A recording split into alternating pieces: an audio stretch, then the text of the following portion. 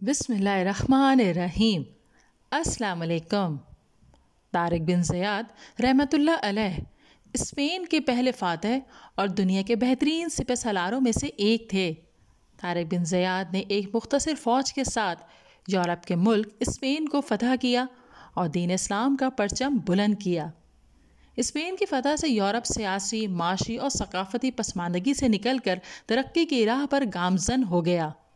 اس طرح طارق بن زیاد رحمۃ اللہ علیہ بعد کی تمام ترقی اور خوشحالی کی بنیاد ثابت ہوئے۔ طارق بن زیاد رحمۃ اللہ علیہ کی تعلیم و تربیت موسیٰ بن نصیر کی زیر نگرانی ہوئی اور انہوں نے کم عمری ہی میں تمام جنگی فنون سے واقفیت حاصل کر لی تھی۔ طارق بن زیاد رحمۃ اللہ علیہ نے بہت جلد فن سپہ گری میں نام پیدا کر لیا اور ان کی شجاعت اور بہادری کے چرچے جگہ جگہ ہونے لگے۔ طارق بن زیاد جنگی حالات سے نمٹنے میں بہت ماہر تھے۔ ان کی قائدانہ صلاحیتوں کا اعتراف مسلمانوں کے علاوہ غیر مسلم بھی کرتے تھے۔ ان دنوں اسپین میں راڈرک کی حکومت تھی جس نے لوگوں پر ظلم و ستم کی انتہا کر رکھی تھی۔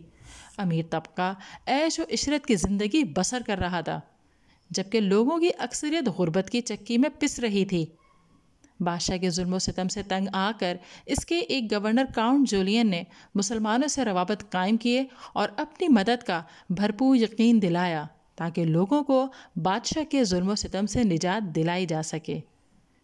موسیٰ بن نصیر نے طارق بن زیاد رحمۃ اللہ علیہ کو 7,000 جانثاروں کا لشکر دے کر اسپین کی مہم کے لیے بھیجا۔ اس لشکر میں بربروں کی تعداد زیادہ تھی۔ اسپین کے ساحل تک پہنچنے کے لیے طارق بن زیاد رحمۃ اللہ علیہ نے کاؤنٹ جولین کے بحری جہاز استعمال کیے۔ اسلامی لشکر اسپین کے ساحل پر ایک پہاڑ کے نزدیک اترا۔ یہ پہاڑ بعد میں جبل طارق میں نام سے مشہور ہوا۔ یورپی زبانوں میں اس پہاڑ کو جبلارٹر کہتے ہیں۔ راڈرک 1,00,000 فوج لے کر مسلمانوں سے مقابلے کرنے کے لیے آیا۔ طارق بن زیاد رحمۃ اللہ علیہ نے موسیٰ بن نصیر سے مزید لشکر بھیجنے کی درخواست کی۔ موسیٰ بن نصیر نے مزید 5,000 کا لشکر مسلمانوں کی مدد کے لیے روانہ کر دیا۔ اس طرح مسلمانوں کے لشکر کی تعداد 12,000 ہو گئی۔ دشمن فوج کی نہ صرف تعداد کئی گنا زیادہ تھی بلکہ جنگی ہتھیار بھی بہت زیادہ اور جدید تھے۔ مسلمان دشمن کے ساز و سامان کی کثرت دیکھ کر متاثر ہونے لگے تو اس اہم موقع پر طارق بن زیاد رحمۃ اللہ علیہ نے ایک جرأت مندانہ قدم اٹھایا۔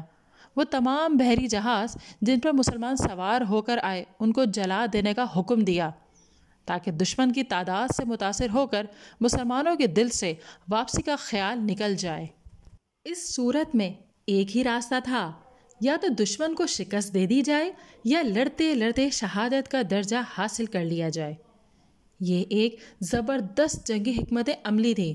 اس کے بعد طارق بن زیاد نے ایک ولولہ انگیز خطبہ دیا۔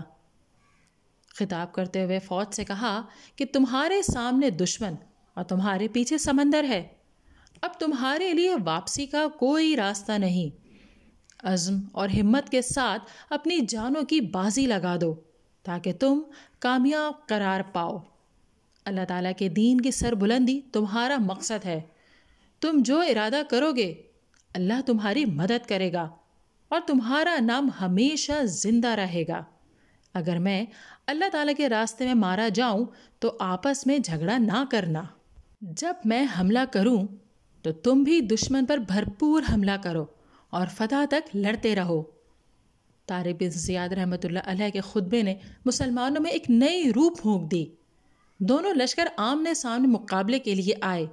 8 دن تک جنگ جاری رہی اور راڈرک میدان جنگ سے بھاگ گیا اور بھاگتے ہوئے ڈوب کر مر گیا۔